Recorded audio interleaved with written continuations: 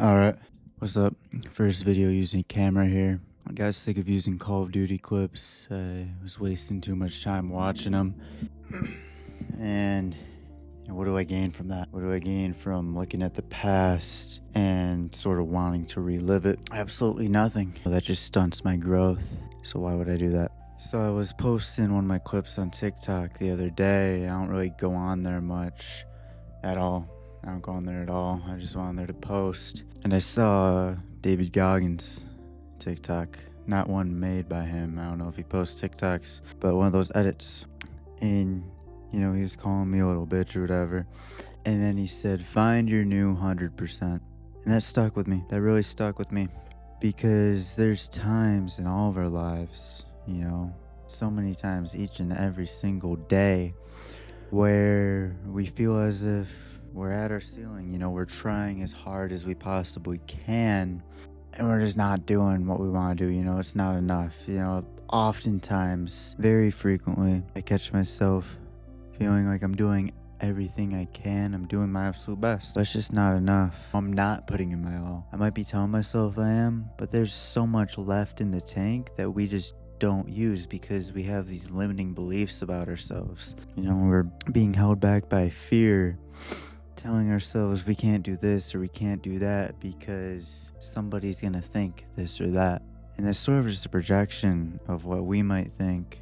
But also, our thoughts, other people's any thoughts are not reality. And most people look at thoughts as reality. If I look at myself, I am doing good in life. I'm making a turnaround here. I'm doing all right. But if I looked at myself as just a complete bum ass, no life scumbag, that doesn't align with my actions. That's just not reality. And I could have that state of mind, but that's sort of difficult for that to be true because if I looked at myself that way, I wouldn't do the things I do since we are creating our realities with our thoughts. If I looked at myself that way, I would probably, lay in bed for hours every day scrolling TikTok, whatever. I wouldn't do the good things I do. So our thoughts do create reality, but our thoughts are not reality. We are essentially balls of spiritual energy. We are like awareness. To look at myself as anything but that, is anything but consciousness, is from the ego, is me creating this false sense of identity from actions I've done in the past, put labels on myself to make me either feel good or bad. And this can seem to be a good way to live for a while, but once you have a certain awareness of this and you realize that this is what's causing all of your ups and downs a lot of the time, if you're always comparing yourself to others, which is oftentimes what we do in this state of thinking, then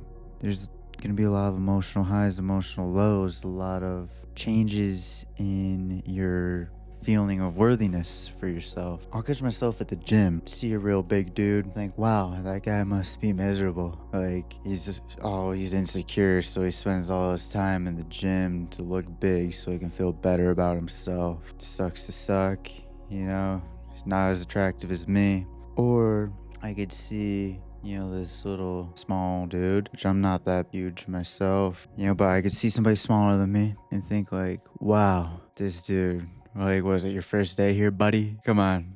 What the hell are you doing, dude? Like, this is fun. You just go home. And that stems from a place of insecurity. I'm still insecure sometimes about feeling small, So that's why I'm judging that kid that looks small. And then, that dude that's big, I don't want to be as big as, some of the biggest dudes in the gym. I just gets to a point where it's not really that attractive anymore to women, I think. Part of me is like, yeah, I wish I was bigger and didn't have to put in however much more work to get to where I want to be. And since that is what some people like, how big that dude is, it's like, part of me does want that. And it's just foolish. It's just foolish to get caught up in this way of thinking. We're all just people trying our hardest. That big dude that I'm judging, he probably is insecure. 99% of people are.